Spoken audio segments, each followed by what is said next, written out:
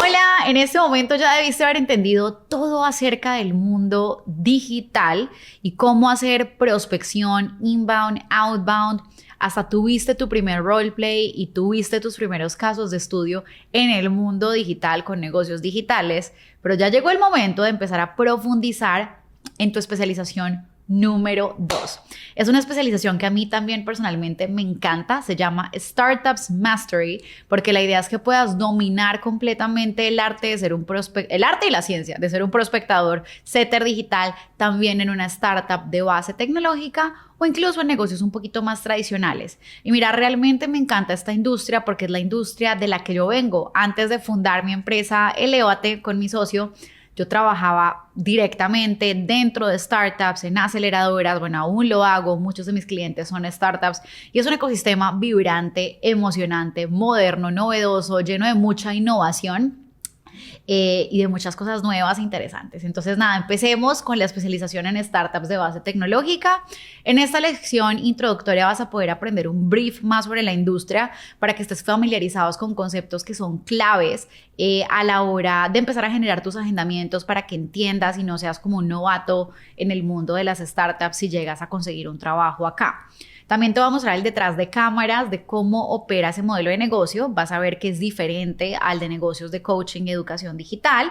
Te voy a también revelar transparentemente cuáles son los pros y los contras de trabajar como PSD en esta industria. Te voy a presentar también la ficha técnica de cómo se ve el panorama completo siendo un PSD en esta industria y vas a conocer el flujograma y la operación en términos súper sencillos para que estés listo con todos los conceptos y las bases para empezar a ejercer el paso a paso en el próximo video. Te quiero hacer un pequeño brief de la industria. Mira, desde el boom del internet, cuando empezaron a aparecer los computadores, la tecnología, todo esto se originó en Silicon Valley, ¿listo? En San Francisco. Principalmente en Estados Unidos se empieza a propagar este espíritu de crear el ecosistema de emprendimiento, de tener startups que se apalanquen de tecnología para poder generar sus productos y servicios. Y ahí es donde empieza realmente el boom, ¿cierto? Todo este auge ya es hace un buen tiempo y se ha ido expandiendo, pero en los últimos años también ha crecido muchísimo en todas las regiones, pero en Latinoamérica en especial se ha creado una fiebre muy grande de personas muy jóvenes, de crear empresas, de levantar capital, de hacer cosas muy chéveres alrededor de esto. Y lo que se busca es que las empresas sean escalables gracias al uso y la incorporación de tecnología y con grandes posibilidades de crecimiento que obviamente agreguen valor a la sociedad. La diferencia entre un negocio de educación o coaching y una startup es que, por ejemplo, un negocio de educación o coaching, la mayoría del tiempo no produce sus propios softwares ni produce su propia tecnología. Cuando tú trabajas en una startup de base tecnológica, el producto es usualmente un producto tecnológico. Es decir, lo que tú vendes es un software de contabilidad o un software de bienes raíces, pero es un software, hay una tecnología detrás, una plataforma. Lo que se vende es el acceso a la plataforma. En la primera especialización que vimos un poco más lo que se vende es el conocimiento. Vendes conocimiento, se vende información. Aquí se vende un producto tecnológico, un software que va a desempeñar unas tareas y va a hacer unos procesos más óptimos, más sencillos, más fáciles. Va a transformar vidas. Acá agarro una imagen para que conozcas un poquito más a profundidad cómo se ven las diferentes etapas de un negocio de mis amigos de Soy Startup Latam. La mayoría de estas empresas, como tienen que crear base tecnológica, es decir, un producto tecnológico, una plataforma y tienen que contratar desarrolladores, son empresas que se les va un buen de dinero pagándole a los desarrolladores. Porque obviamente tienes que tener un producto estable que sirva, que no tenga bugs. Entonces la mayoría, yo te diría que el 85% de las empresas que tienen una base tecnológica pasan por procesos de rondas de financiamiento. No sé si alguna vez has escuchado algo así como en un diario, en un periódico, empresa tal levantó series A, capital semilla, capital, no sé, series C, series B, y tú dices, bueno, ¿qué es eso de las series? ¿Qué es eso del capital semilla? Como que no entiendo, presemilla, ¿qué es todas esas cosas? Todo este mundo se llama el mundo de Venture Capital y es el mundo por el cual muchas de las empresas pasan. ¿Por qué es importante que tú entiendas esto? Porque no es lo mismo entrar a una startup, una empresa que esté en una etapa semilla, a una empresa que esté en una serie B. Porque una empresa que está en una etapa de semilla quiere decir que tiene menos capital disponible, lo cual no es malo ni es bueno. Probablemente si entras en una empresa que está en una etapa semilla, van a ser menos empleados, el ritmo de trabajo va a ser un poco más flexible, variado, como que no tan estructurado. Tú vas a poder tener diferentes roles, responsabilidades, crecer muy rápido. Hay capital disponible, es un poco menos de capital.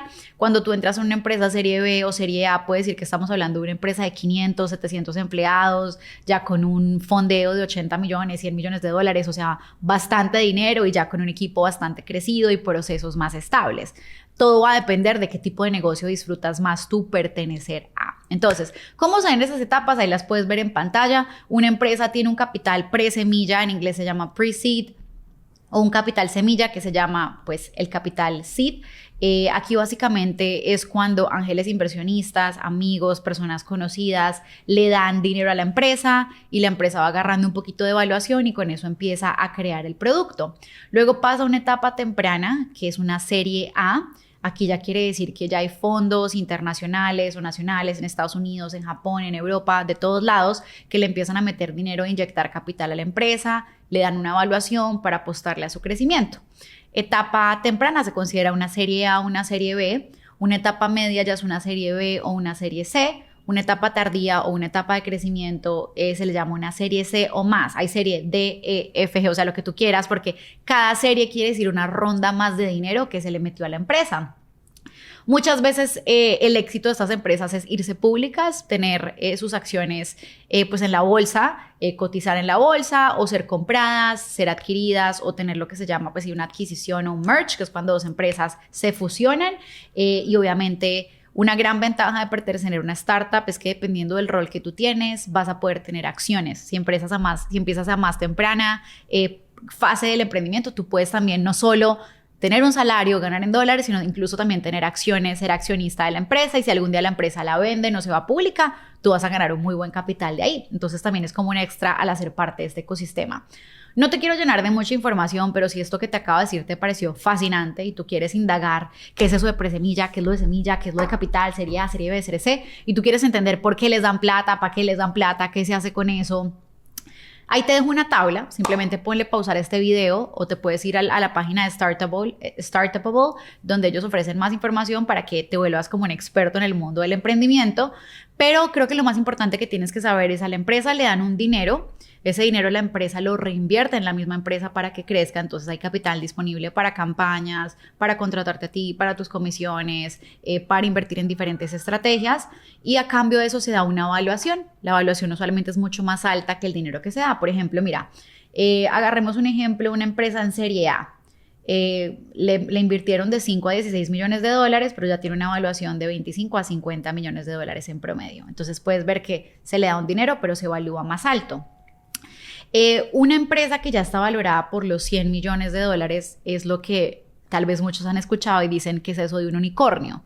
Cuando un fundador dice yo quiero que mi empresa sea un unicornio o somos un unicorn, es decir, como un futuro unicornio, quiere decir que queremos apostarle a que la evaluación sea de 100 millones de dólares.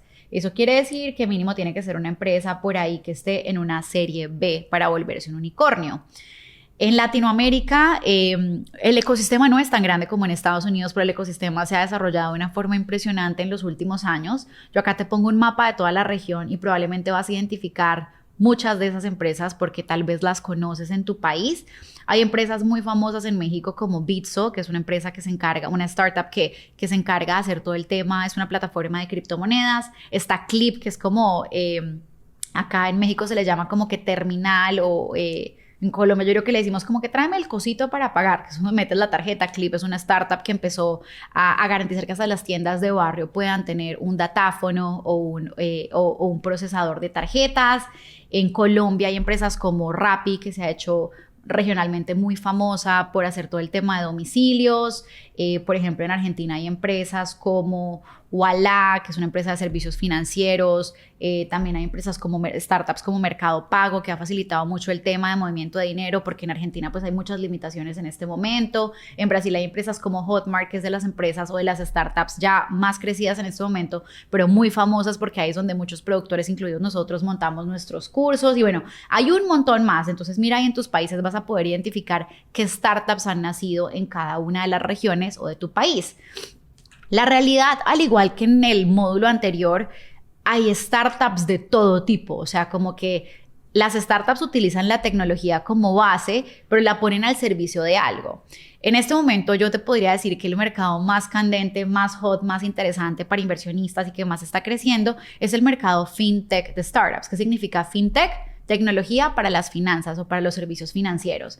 Entonces yo ahí te pongo en pantalla, probablemente vas a identificar, hace poquito yo fui a Perú, entonces ahí vi que Yape, no sé cómo se llama, perdona acá a los peruanos si lo pronuncio mal, pero me di cuenta que está en todos lados, era algo que yo jamás había visto, pero pues también es como para que la gente pueda pagar por Yape, es un procesador financiero. En Colombia, por ejemplo, todo el mundo utiliza Nequi o lo que es RappiPay, o sea, todo eso son startups que han surgido para solucionar retos que la banca tradicional no ha podido solucionar. Entonces ahí en pantalla vas a ver logos de muchas startups que están trabajando a través de tecnología para mejorar transacciones financieras. Esta es la industria que está creciendo mucho más, o sea, la categoría que más está creciendo dentro de la industria de las startups. También otra categoría que ha crecido mucho es EdTech. Esto es un poquito parecido al módulo anterior, pero aquí son empresas que han creado plataformas tecnológicas. Te pongo el ejemplo.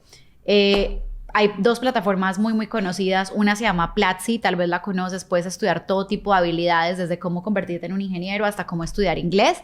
También hay empresas como Creana que se encargan de crear contenido y luego le venden a las empresas paquetes para que los colaboradores se puedan entrenar con diferentes habilidades, o empresas súper grandes, ya que esta ya es pública, pero era una startup, Duolingo, que te enseña cualquier idioma desde tu aplicación.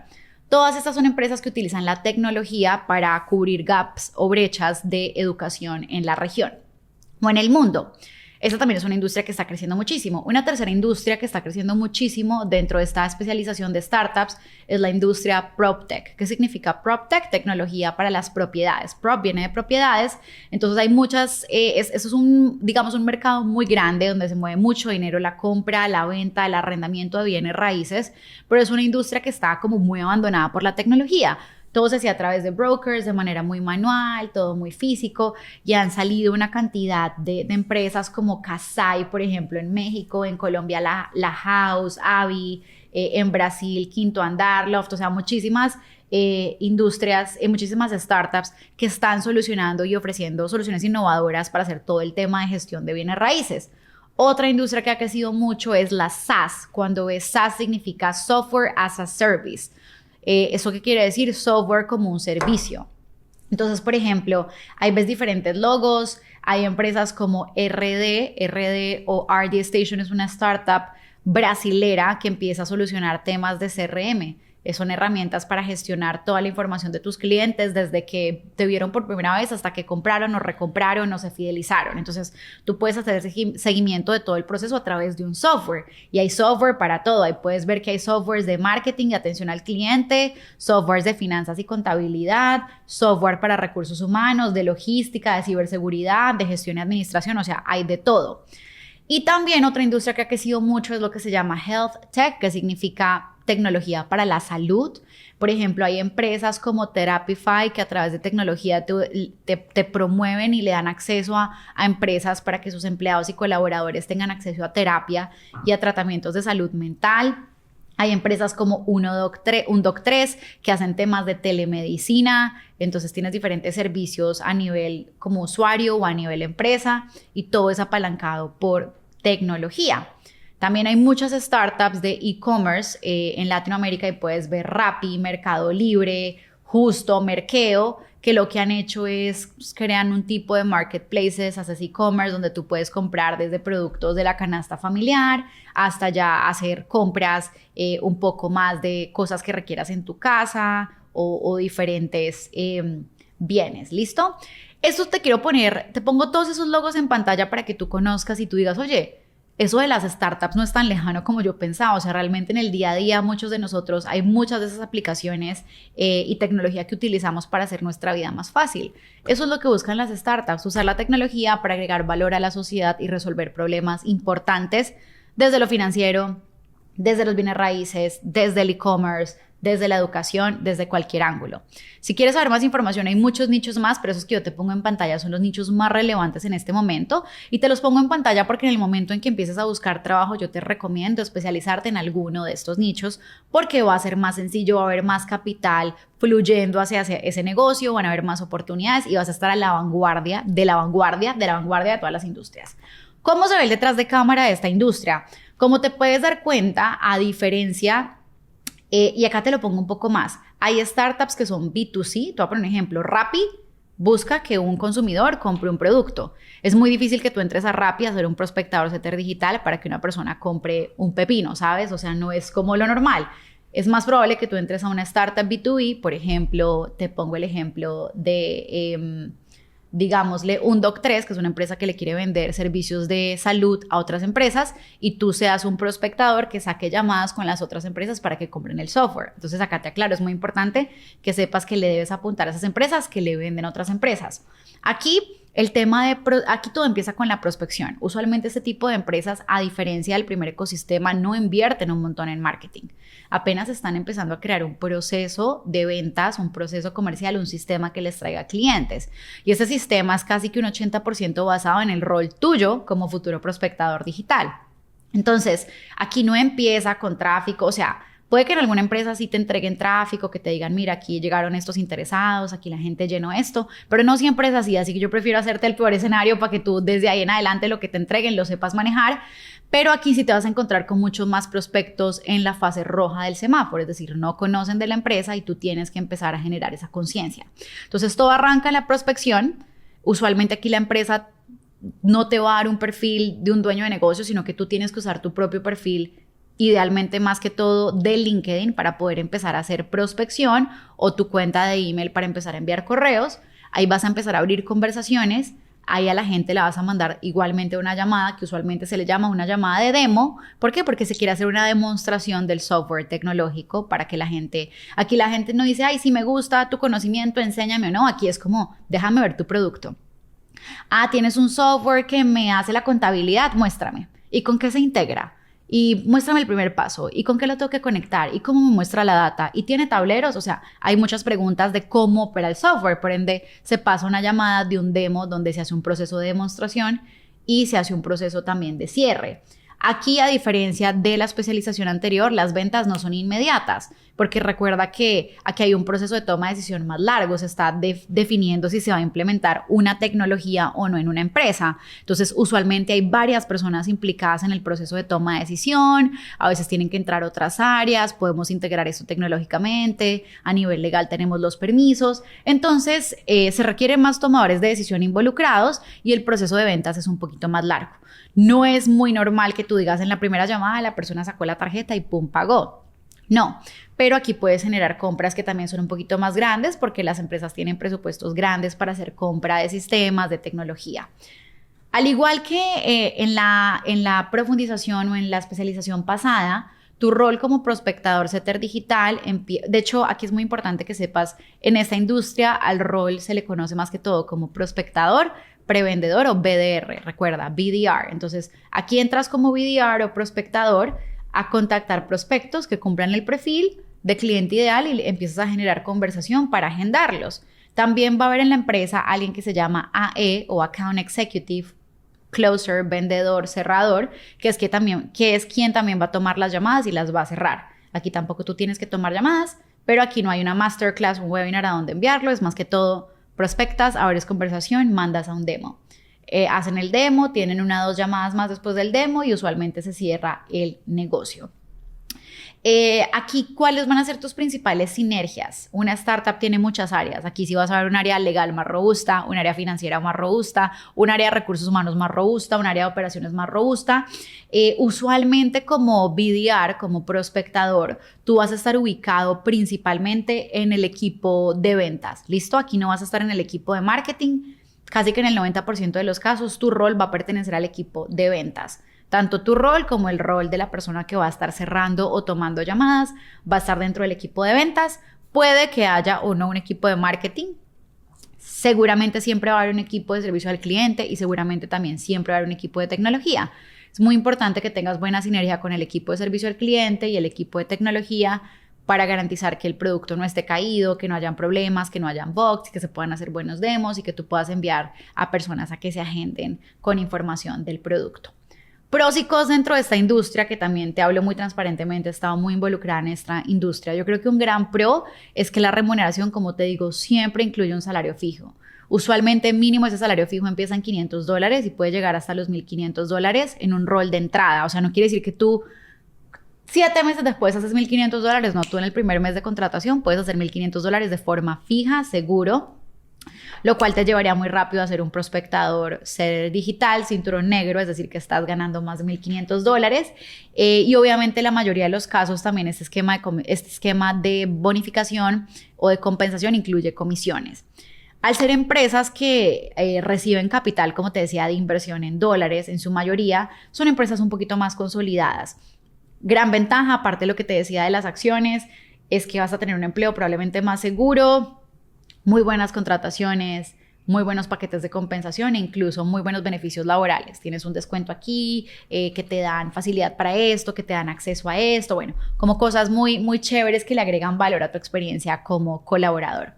¿Cuáles son los contras de este sector? Que la comisión por cada negocio que agendaste, que termina cerrando, usualmente no es muy alta. ¿Por qué? Porque mira, un software, una suscripción de software en algunos casos puede costar $20, $30, $50. Entonces, claro, tu comisión no puede ser $100 si el dueño de negocio vendió $50. Todo va a depender del tamaño del negocio. Ahora, si tú trajiste un negocio y el negocio compró 500 softwares por 50, pues obvio el negocio va a ser grande, pero depende del tamaño de licencias o del número de licencias que se vendan. Segundo, al ser un tipo de industria que usualmente no tiene inversión alta en pauta ni en creación de contenido, pues realmente tu rol va a implicar que contactes muchas más personas en rojo en el semáforo, lo cual no es malo, pero recuerda que toca un poquito más de diálogo. Y finalmente, en esta industria, como te había dicho, los ciclos de ventas son un poco más largos. Nadie llega a pagar así como con un tarjetazo. Entonces, el proceso de ventas va a ser un poquito más largo y se va a extender un poco más. No va a ser de un día, de una semana o de 15 días. Usualmente es más o menos un ciclo de ventas de 20 a 30 días. ¿Listo? Y finalmente, ¿cómo se ve esa ficha técnica del rol del PSD en esta industria? Los indicadores semanales que se esperan de ti son al menos 250 contactos nuevos en frío, de 50 a 100 seguimientos a conversaciones de personas que no han respondido o no se han agendado, semanalmente de 3 a 10 llamadas agendadas y también un porcentaje de cumplimiento del 5 al 10, un porcentaje de conversión del 5 al 10 de contactos a agendamientos. Tus responsabilidades principalmente realmente son salir a buscar prospectos, más que todo vía LinkedIn y vía email, hacer seguimiento a los que nos responden, precalificar prospectos para que las llamadas lleguen como que más pulidos, cumplir con las metas de agendamiento que tengas y garantizar la tasa de asistencia de la gente que confirmó. Las habilidades que más vas a necesitar es la capacidad de investigar y de hacer, lo que en inglés se llama research. O sea, si eres bueno como que estoqueando, investigando gente, te va a servir mucho esto porque aquí, como te digo, la mayoría de gente no llega a ti. Tú tienes que salir a buscarla, entonces es importante que sepas cómo filtrar, cómo buscar. No te preocupes, en este módulo te vamos a enseñar cómo hacerlo. Es muy importante que seas recursivo porque aquí hay un poquito más de nivel de dificultad o de esfuerzo para poder lograr agendamientos. Entonces es muy importante que no te des por vencido y busques formas innovadoras de lograrlo todo el tiempo. Aquí es importante que sepas manejar lo básico de LinkedIn y herramientas de prospección que te voy a presentar en este mismo módulo que te van a encantar, te van a automatizar y hacer la vida mucho más fácil, que puedas enviar emails y que conozcas lo básico de un CRM para organizarte. Salarios promedios, que yo sé que esta parte es muy importante. Si eres junior, tu salario promedio puede ser de $500 a $800 como salario base con opción de comisiones. Y si eres senior, tu salario base va a ser de $800 a $1,500 en el primer mes, más comisiones. Finalmente, así se ve el flujograma. Mira que aquí no hay mucho tráfico inbound que digamos. Puede que trabajes o que quedes ubicado en una startup que sí tenga un área de marketing. Si la tienes, absolutamente puedes hacer uso de todas las estrategias inbound que te dimos en el módulo anterior. Pero si no, es muy importante que tu mentalidad vaya enfocado 100% en cazar, en salir a buscar prospectos outbound y atraerlos acá, que van a ser muy valiosos. Esos prospectos los mandas a agendamiento, le llegan al vendedor y se cierra la venta. Y también, al igual que en la modalidad pasada, es muy importante que estés llenando tus reportes y tus herramientas diarias para tener completa visibilidad con tu manager. ¿Listo? Ahora sí, ya que tienes información y la inducción y la bienvenida a este Startup Mastery, al mundo del emprendimiento, espero que estés tan emocionado, tan emocionada como yo por sumergirte en todo lo emocionante que hay en este mundo. Vamos a pasar al siguiente video donde te voy a enseñar cómo empezar a generar agendamientos paso a paso. Y te vamos a enseñar cómo usar LinkedIn, cómo usar herramientas de prospección, cómo segmentar. Tú no te preocupes, al final de este módulo vas a hacer tu roleplay número 2 y vas a ver más casos de estudio para que sepas cómo hacer esto en la vida real una vez que eres contratado por una startup. Te mando un abrazo y te veo en el próximo video.